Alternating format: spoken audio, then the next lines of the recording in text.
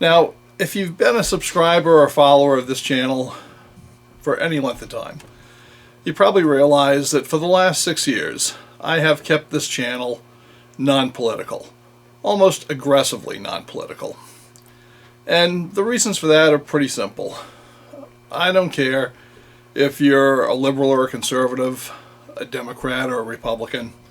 If you enjoy shooting guns and you like talking about guns, then I want you to feel comfortable coming to this channel, because that's what we're all about. So I've kept politics out of it. And that includes international politics, because even though most of my subscribers are here in the United States, I've got a very strong international subscriber base too. And I don't care if you're Israeli or Palestinian. I want you to be able to come here and discuss guns, because I know in a lot of your countries you can't own guns, and this is an opportunity for you to see them. So this has been a politics-free zone, and that's included the right to keep and bear arms type of politics.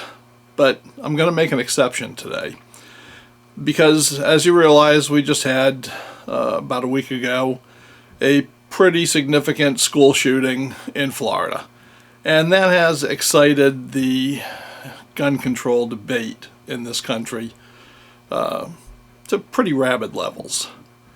And, you know, I think there are two classes of people engaged in the debate for gun control. There are people who are just plain lying to you. And I'll explain what I mean, but I think I can be pretty clear about that. Those are people who know how guns operate, they know the truth about guns, and yet they will tell you lies about guns in an effort to make you afraid of them.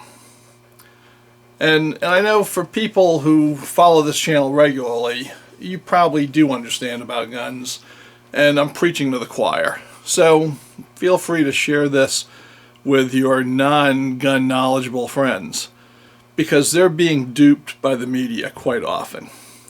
The other class of people are people whose hearts are absolutely in the right place, and unfortunately their facts are not very evident. And that's because they've been fed a lot of misinformation by the mainstream media. And that's simply because most mainstream media reporters are not only liberal, but they really don't know anything about guns. And therefore they are very easy to fool, and they're duped by a lot of the anti-gun folks who will put things out there that then these reporters who don't understand guns just repeat as if they're gospel. So I'm going to try to set a few things straight in this video. Now, you've heard a lot about this weapon, which is an AR-15. And you know, from what you've heard about it, you might think this is the most powerful weapon in the face of the earth. It is not. And by the way, let me just show you. It is empty. What this is a semi-automatic rifle. And the AR designation does not mean automatic rifle or assault rifle or anything of the type. The AR-15 comes from Armalite Corporation. This was the 15th model rifle designed by the Armalite Corporation in the late 50s and early 60s, and it was eventually adopted. A variant of this is the M16 rifle that was used by the Army in the Vietnam War era and even now. So the characteristics of this gun is that it is a magazine-fed box magazine, up to 30 rounds, a typical box magazine, semi-automatic rifle. And that means, quite simply, that as long as there are bullets in the magazine, as fast as you pull the trigger, the gun fires. Quite simple. It doesn't fire fully automatic. So here's what an AR-15 firing looks like.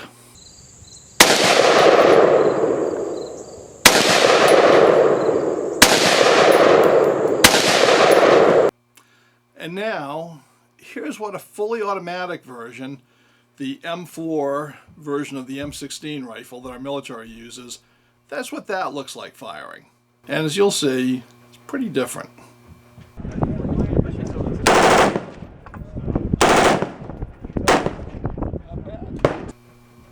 Now, a lot of people these days are saying, just ban these. It's an assault rifle, which it is not, by the way. That M4 that you just saw, that's an assault rifle. This is a modern sporting rifle. But they say, just ban these. No one needs a gun this powerful for hunting, let's say. And let's also say that that's a fallacy. These guns are used for hunting all the time. And it's not the most powerful gun made, but it's powerful enough.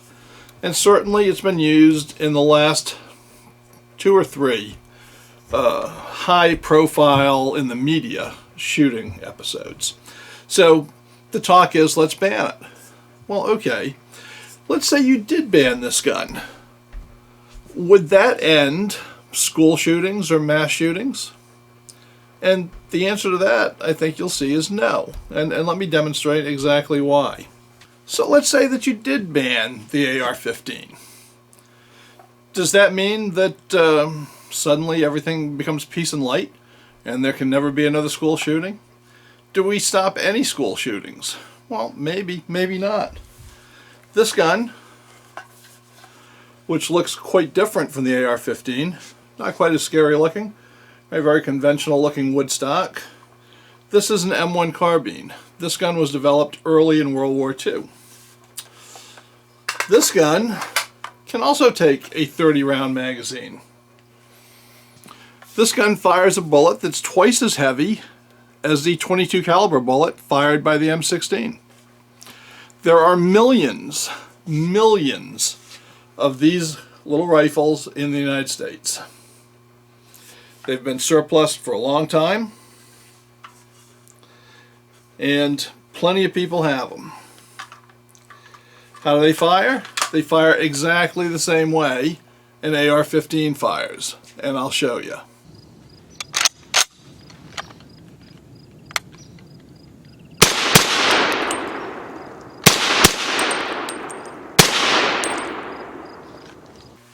So, what's to stop a potential school shooter from picking up one of these instead of an AR-15? Do just as much damage. Magazines change just as quickly. Has virtually the same rate of fire. 1 round every time you pull the trigger. Right? So, banning AR-15s, what about this? So, okay, you might say. Then we'll just ban all semi-automatic rifles. Because all semi-automatic rifles, even semi-automatic rifles designed for nothing but deer hunting, they are all capable of the same rate of fire. They are all capable of being fitted with extended magazines, or virtually all of them are. And even if they're not, it's fast enough to reload them, even one that only fires 5 shots at a time. You can reload with another magazine and get another 5, another 5, another 5 very quickly. And if you're in an unarmed place like a school, during that second or two you're reloading, what are the unarmed people going to do? Do you think they have a chance to jump you? No. You just keep loading and keep shooting. So what's the answer there? Do we ban all semi-automatic rifles? Everyone? Well, we could do that. And if we did, would that stop school shootings? No. And here's why. Alright, so let's say we have banned all semi-automatic rifles. Does that make you safe from a mass shooting? No. Because there are still plenty of these around. This is a lever action rifle. This one is a copy of the 1873 Winchester. And there are millions of these around in all sorts of configurations and all sorts of calibers. Different models, different manufacturers, but they all operate the same way. They have this lever underneath. Right? That cocks it and you fire. Cock it and you fire. How fast can this shoot? Very fast. I'll show you. And I'm not even going to be a speed demon in this, but you can see that you can shoot this virtually as fast as you can pull a trigger, just like a semi-automatic. This holds 13 rounds. And here's what it looks like.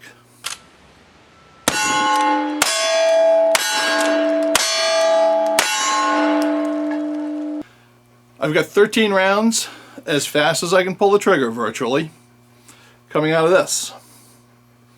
Now you might say, but there's no box magazine. It takes so long to reload that you can't have a mass shooting event.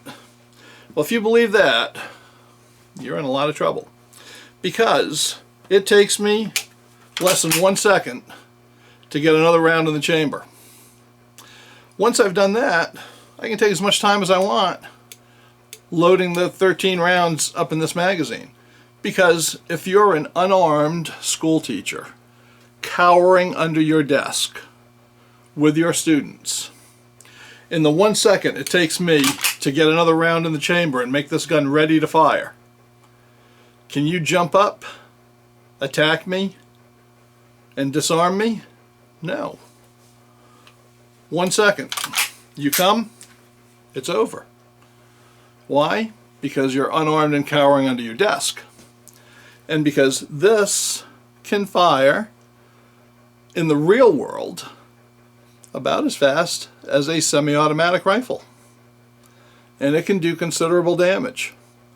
In the close confines of a school, this .44 caliber rifle will probably do as much or more damage as the .22 caliber 223 AR-15.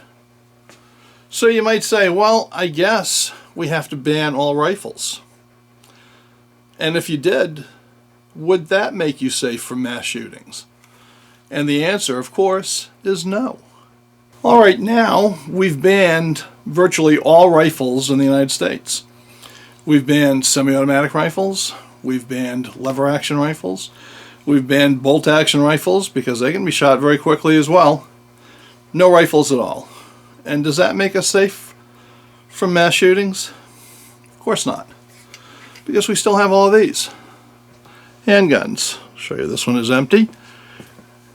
This handgun takes a magazine that holds 16 rounds.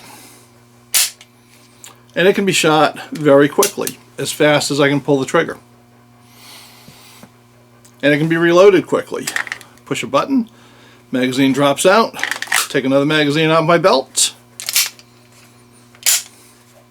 Here we go. Very quickly.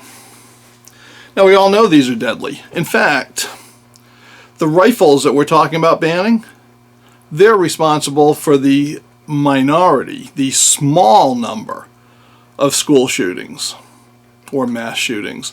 Most mass shootings have occurred since Columbine in this country with a handgun. Smaller, easier to hide.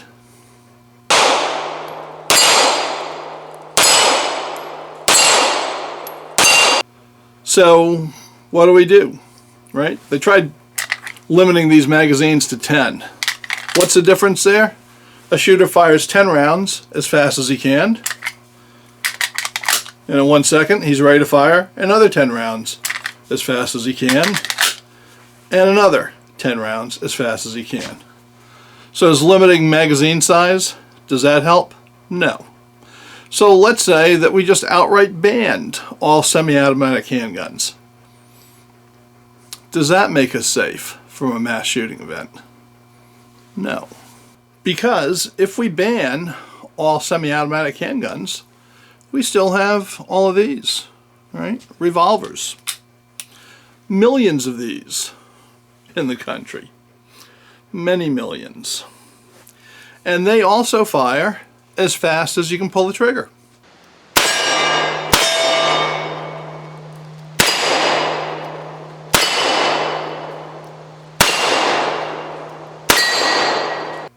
Now you say, okay, it's only 6 rounds. Can't have a mass shooting.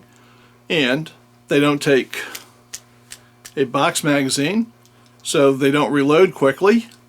So not a problem, right? Well, maybe.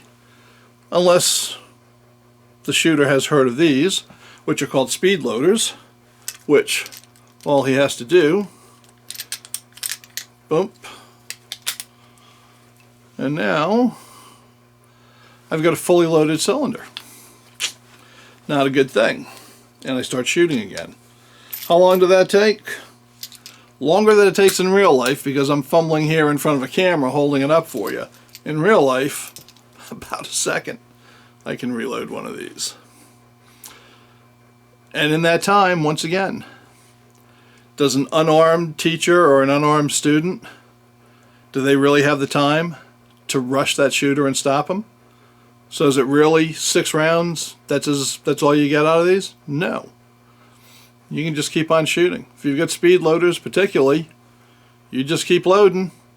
You can load very fast, and even though it's only 6 at a go, you can have as many 6s as you want until good guys with a gun get there and close things down. So, do we ban these? And what that really says is, do we ban all firearms? Does that make us safe? And the answer to that is no. Because you don't need a firearm to do a mass killing. And we've had plenty of examples. We've had them recently where people have used cars, they've used truck bombs. And I'm going to tell you, the biggest school killing in the United States did not take place with a firearm. The weapon was a homemade bomb. So, ban them all, but you still don't stop the problem. So, banning firearms does not absolutely free you from the possibility of a mass shooting here in the United States. And a lot of people think that these things are really just a function of American society. And to tell you the truth, that is a lie. You've been misinformed. Mass shootings have happened all over the world. And we can look at Charlie Hebdo. Fine. Now you may say, well, those were Muslim extremists that did that, right? And that's not the same as armed citizens doing it. Well, extremists have to come from the citizen population generally, and they have to be armed somehow, despite the stiff firearms laws in France. The Charlie Hebdo shooters were able to arm themselves and do great havoc. But in Norway, one of the worst mass shootings of history occurred in a society that limits gun ownership very rigorously. And in fact, those unarmed kids at the summer camp were shot down because they had no way of resisting. And that was not very long ago. And the list goes on and on. So don't think this is just an American phenomenon. And we've demonstrated that if you were to take the guns away from Americans, take all guns away, we still would not be perfectly safe or free of school shootings, because there are bombs, there are knives. A big school attack here in the state that I live in, Pennsylvania, was a machete attack. Didn't use a gun at all. So banning guns does not make us safe, but banning guns does have some other effects, and that makes us unsafe. And I'm going to show you some of those right now. Here in America, guns are used far more often in self-defense than they are in the commission of a crime. About 2 million times a year, people use guns to protect their lives here in America. But since we're on the subject of mass shootings, there are quite a few mass shootings that never occurred. And you can look up virtually scores of these. They didn't become mass shootings because there was someone on hand who had a gun and who stopped the shooter before it could get to the mass shooting phase. Now, contrary to what a lot of the media would like you to believe, as gun ownership increases, crimes have actually decreased. And in fact, as concealed carry laws have increased in more states, crimes continue to decrease. So the guns are not the problem. Now just consider, if no one had guns, a 110-pound woman would be completely at the mercy of a 200-pound thug who has her cornered in a dark parking garage.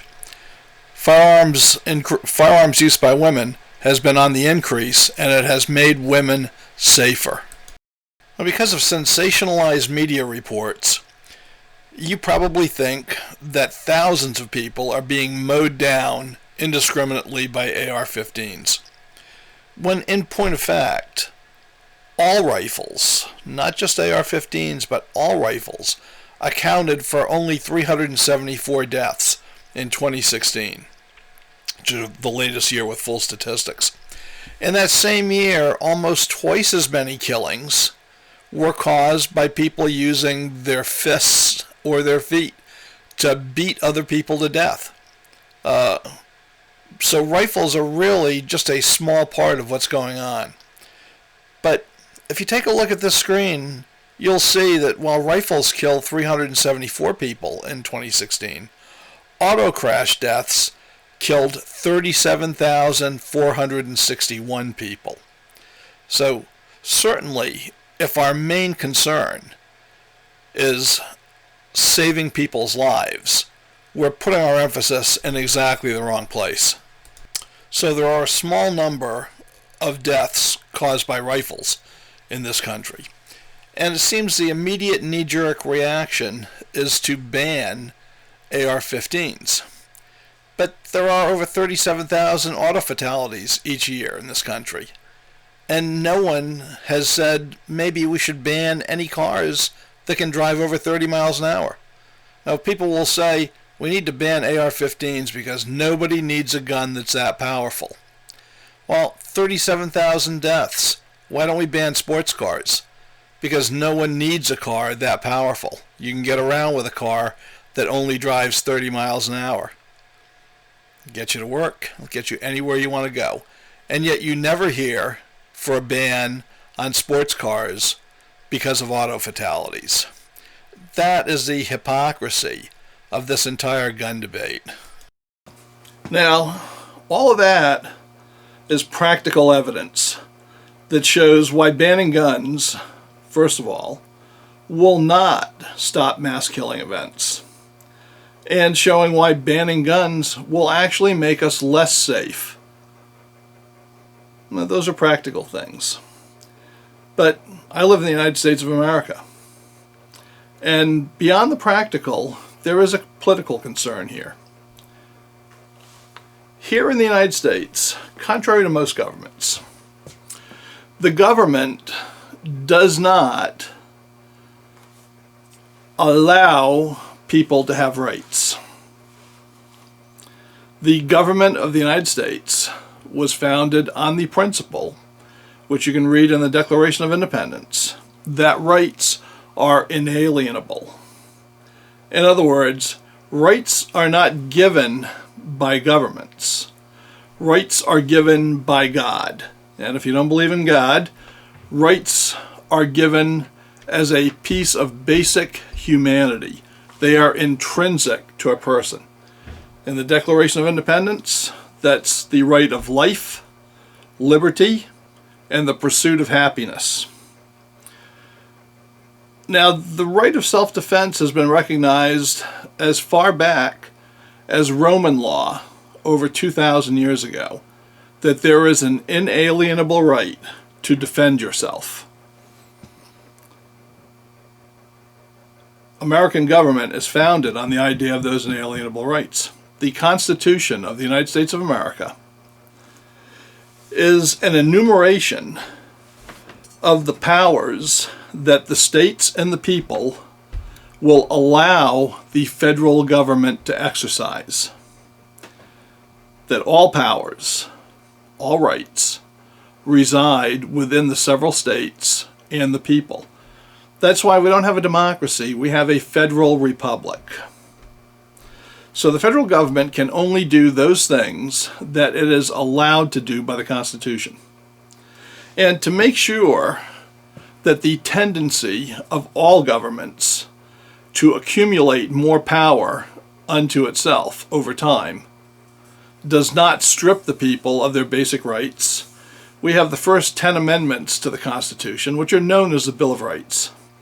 And they present things like freedom of speech and freedom of the press.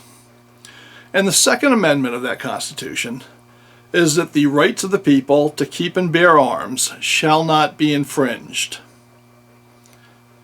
And the reason that exists is not so that Americans can hunt.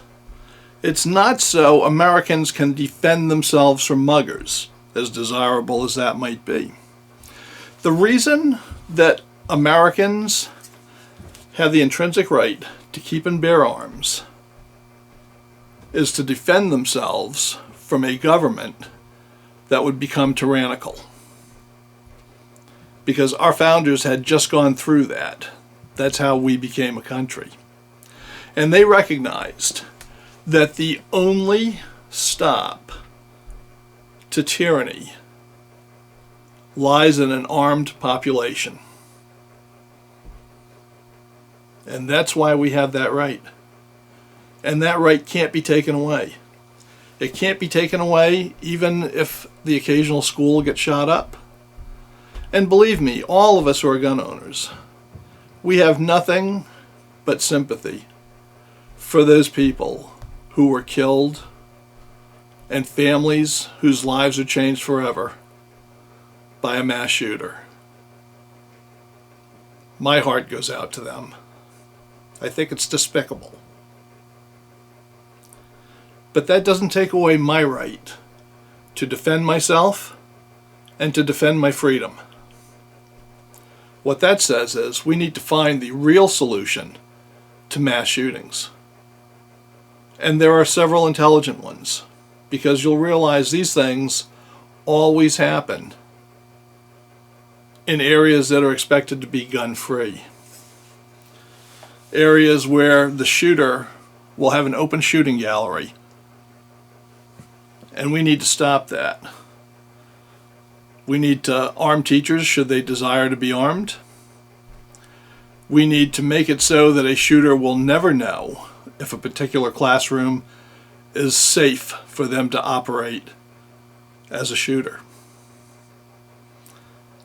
And until we do that, we'll continue to have these problems.